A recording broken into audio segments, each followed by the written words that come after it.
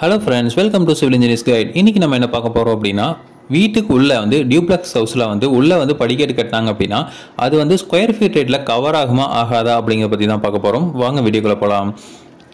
பொதுவாக வந்து இப்போ டியூப்ளெக்ஸ் ஹவுஸ் அப்படிங்கிறது வந்து ரொம்பவே ஃபேமஸ் ஆகிட்டு இருக்கு. அதாவது டியூப்ளெக்ஸ் ஹவுஸ் அப்படிங்கிறது என்னன்னா, உள்ள வீட்டுக்குள்ளேயே வந்து அடுத்த ஃபர்ஸ்ட் ஃப்ளோருக்கு போகிறக்குண்டான படி கட்டி நம்ம வந்து வீடு கட்டுறதா வந்து டியூப்ளெக்ஸ் ஹவுஸ் அப்படின்னு சொல்கிறோம். இதுக்கு முன்னாடிலாம் பார்த்தீங்க அப்படின்னா வெளியில் வந்து ஸ்டெப்ஸ் வச்சுருப்பாங்க. எதுக்காக அப்படின்னா, ஃபர்ஸ்ட் ஃப்ளோரில் இருக்கிற வீடை வந்து வாடகைக்கு விடணும் அப்படின்னா நம்ம வெளியிலேருந்து என்ன பண்ணிக்கணும், அக்சஸ் பண்ணணும் அப்படிங்கிறதுக்காக அந்த மாதிரி பண்ணிட்டு இருப்பாங்க. இல்லை, கண்டிப்பாக வந்து நம்ம வாடகைக்கு விட மாட்டோம் அப்படின்னு ஒரு முடிவு தெரிஞ்சுது அப்படின்னா ஒரு சேஃப்டி பர்பஸ்க்காக இப்போ என்ன பண்ணுறாங்க அப்படின்னா எல்லாமே வந்து வீட்டுக்குள்ளேயே வந்து ஸ்டேர் கேஸ் வந்து கட்டுறாங்க.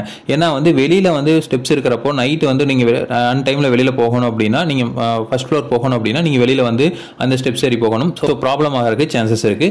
நெக்ஸ்ட் பார்த்தீங்க அப்படின்னா சேஃப்டி பர்பஸ், அதாவது இப்போ நீங்கள் எல்லாருமே கீழ் ஃப்ளோரில் தான் இருக்கீங்க அப்படின்னா மேல் ஃப்ளோரில் வந்து வெளியிலேருந்து ஒருத்தர் வந்து ஈஸியாக வந்து அந்த படி வழியாக வந்து வெளியில் போக முடியும், அந்த மாடிப்படிக்கு போக முடியும். அப்படிங்கிறதுனால அந்த எல்லாருமே வந்து இப்போ உள்ளே வந்து படி போட்டு கட்டுறாங்க. ஸோ டியூப்ளெக்ஸ் ஹவுஸ் வந்து நம்ம கட்டுறாங்க. ஸோ இந்த மாதிரி டியூப்ளெக்ஸ் ஹவுஸ் கட்டுறப்போ ஒரு ஸ்கொயர் ஃபீட் ரேட் வந்து நீங்கள் பேசியிருப்பீங்க. ஒரு எக்ஸாம்பிளுக்கு இப்போ வந்து ஒரு ஸ்கொயர் ஃபீட் வந்து 1800 ரூபாயிலிருந்து 2000 ரூபாய் வரைக்கும் பண்ணுறாங்க. அந்த மாதிரி பண்ணுறப்போ உள்ளே இருக்கிற படிக்கட்டுக்கு தனியாக ரேட்டு போடுறாங்க அப்படிங்கிற கம்ப்ளைண்ட்ஸ் வந்து நிறையா வந்துட்டு இருக்கு. இன்ஜினியர்ஸ் வந்து பண்ணுறாங்க அப்படின்னு நிறையா நுகர்வோர்கள் வந்து சொல்லிட்டு இருக்காங்க, அதாவது கஸ்டமர்ஸ் வந்து சொல்லிட்டு இருக்காங்க. இது வந்து எப்படி நம்ம பார்க்கலாம் அப்படிங்கிறத பற்றி தான் இன்னைக்கு வீடியோவில் ஃபுல்லாகவே வந்து பார்க்க போகிறோம். ஸோ இப்போ நிறைய பேர் பார்த்தீங்க அப்படின்னா, நிறைய கான்ட்ராக்டர்ஸோ இல்லை நிறைய இன்ஜினியர்ஸோ என்ன பண்ணுறாங்க அப்படின்னா, உள்ளே வந்து நீங்கள் படி போட்டீங்க அப்படின்னா அதுக்கு தனி ரேட் கொடுக்கணும் அப்படின்னு தான் சொல்கிறாங்க.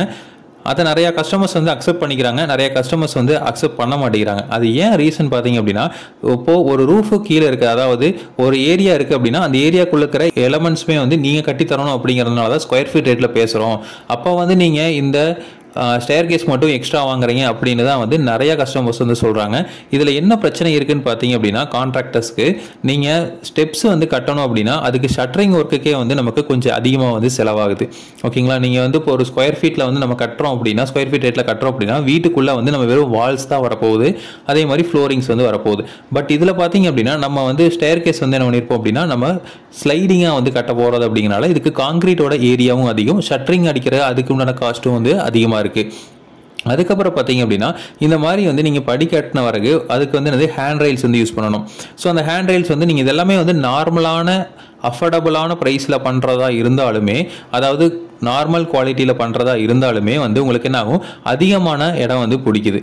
ஸோ நெக்ஸ்ட் பார்த்தீங்க அப்படின்னா அதுக்கு யூஸ் பண்ணுற ஃப்ளோரிங் மெட்டீரியல், அதாவது டைல்ஸ் வந்து அதில் ஒட்டுறோம் அப்படின்னு வச்சுக்கிட்டிங்கனாலும் டைல்ஸ்லாம் வந்து நம்ம மடக்கி மடக்கி வந்து அதில் ஒட்டணும். ஸோ ஒரு அடிக்கு ஒரு அடி வந்து நம்ம டைல்ஸ் தான் இருக்கும், இல்லை வந்து 2 அடி டைல்ஸோடு இருக்கும். அப்போ அந்த டைல்ஸை வந்து நீங்கள் வெட்டி கரெக்டாக ஒட்டுறதுனால நமக்கு என்ன ஆகும், நிறைய லேபர் சார்ஜ் வந்து நமக்கு என்ன ஆகுது, அதிகமாகுது.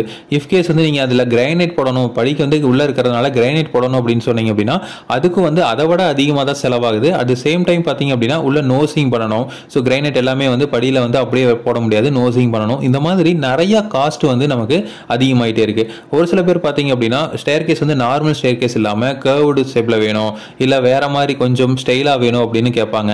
அதே மாதிரி கிளாஸில் போடணும்னு சொல்லுவாங்க. ஸோ ஹேண்ட் ரைலுக்கு சைடில் பார்த்தீங்க அப்படின்னா கிளாஸ் இருக்கும்னு சொல்லுவாங்க. அதே மாதிரி ஹேண்ட் ரைல்ஸ் வந்து உட்டனில் போடணும்னு சொல்லுவாங்க. ஸோ இந்த மாதிரிலாம் பண்ணுறப்போ நமக்கு வந்து அது எக்ஸ்ட்ரா வந்து நமக்கு செலவு வந்து கொடுக்குது. ஸோ இப்போ அந்த ஸ்கொயர் ஃபீட் ரேட்டில் நீங்கள் வந்து ஒரு 1850 பண்ணுறாங்க அப்படின்னா 1900 சொல்லிட்டு வேணால் என்ன பண்ணலாம் அப்படின்னா அதை வந்து எக்ஸ்ட்ரா செஞ்சு கொடுக்கலாம். ஆனால் அந்த 1850லேயே வந்து என்ன பண்ணணும், இது எல்லாத்தையும் பண்ணணும் அப்படின்னா கண்டிப்பாக வந்து பண்ணித்தர மாட்டாங்க.